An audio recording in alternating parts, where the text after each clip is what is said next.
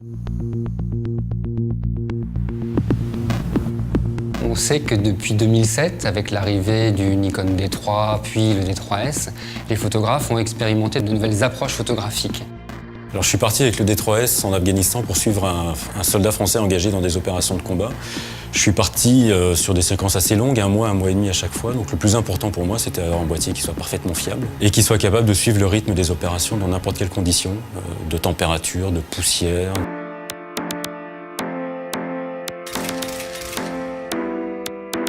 Les points forts du D3, c'était une sensibilité élevée, impossible à atteindre jusque-là. Il y a une image qui me revient.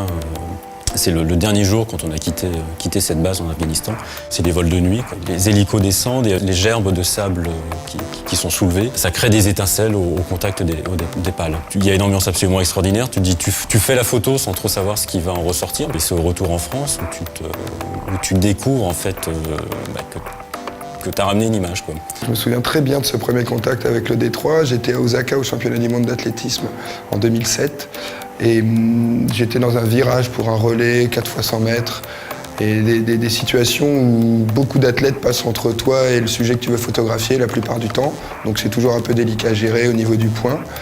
Et là, tout s'est passé parfaitement. Le sujet qui m'intéressait restait net du début à la fin, de manière quasi magique. Alors les photographes nous en demandent toujours plus. Eh bien aujourd'hui, c'est à nous d'y répondre.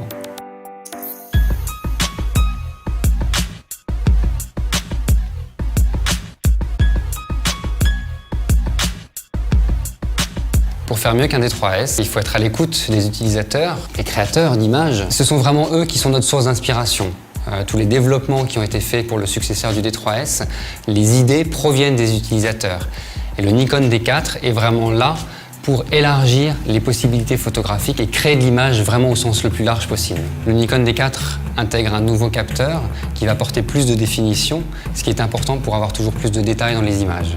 Alors augmenter la définition, ça doit se faire sans compromis sur la sensibilité. Bien évidemment, on reste sur les acquis des boîtiers précédents. Nous allons étendre la plage de sensibilité de 50 à plus de 200 000 ISO. Le système autofocus du D4 est encore plus performant, notamment en termes de sensibilité, puisque là où l'œil s'arrête pour faire la mise au point, eh bien le Nikon D4 va pouvoir faire la mise au point de manière extrêmement précise. Le système de reconnaissance de scène, largement éprouvé, est complètement décuplé, puisqu'aujourd'hui l'analyse se fait de manière extrêmement fine, et on va même, de par cette analyse, pouvoir faire de la détection de visage, et donc avoir cette détection pendant la visée optique, ce qui est une première mondiale. Le Nikon D4 est bien évidemment un boîtier extrêmement robuste, tant sur sa solidité que sur l'étanchéité. En termes d'obturation, en termes de mécanique pure, on a travaillé sur l'endurance du boîtier, mais aussi sur la cadence de prise de vue pour décrire des sujets extrêmement rapides.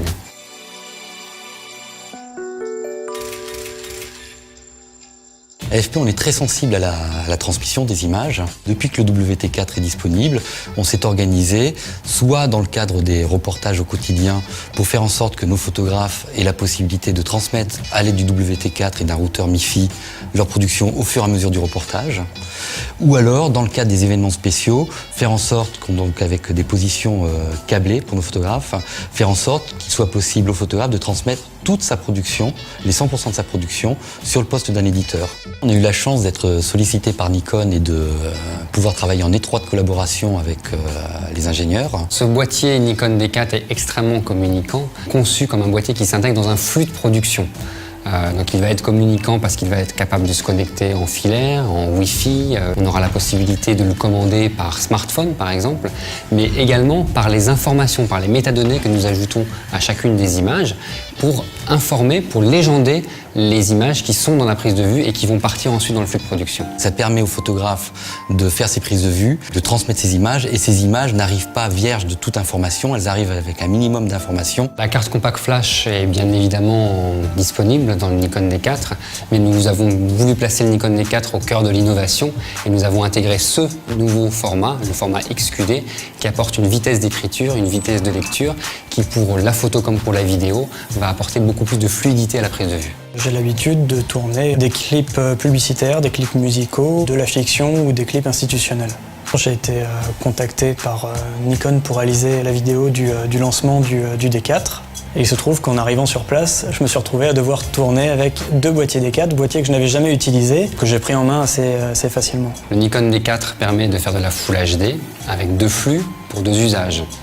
Un flux nomade, on enregistre sur la carte, typiquement pour des documentaires ou des reportages, et un flux non compressé via la sortie HDMI pour des applications plus haut de gamme, typiquement le cinéma ou la publicité. C'est la possibilité d'avoir un flux HDMI qui sorte une vidéo en 4:2.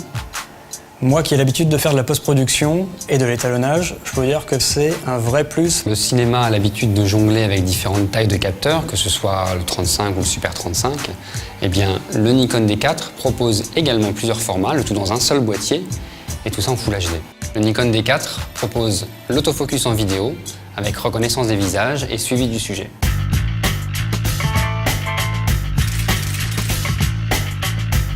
En vidéo, l'audio est capital. La présence d'un retour son est quand même quelque chose d'extrêmement important et oublié par la plupart des boîtiers photo qui font vidéo, les DSLR. Nous avons intégré un certain nombre de paramètres audio, le réglage des niveaux d'enregistrement et d'écoute, l'affichage d'un vumètre qui permet le contrôle audio et évidemment le retour casque. Notre rôle est de simplifier le travail des créateurs d'images en proposant des boîtiers puissants, polyvalents, pour libérer leur créativité.